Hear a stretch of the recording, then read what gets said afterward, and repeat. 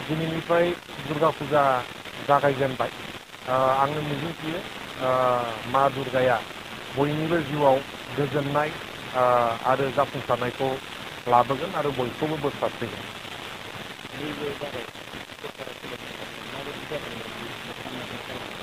रायजो राजाया हाग्रामा महिलारि बिथांनि सायाव फोथायनायखौ देखायदों, दिन्थिदों।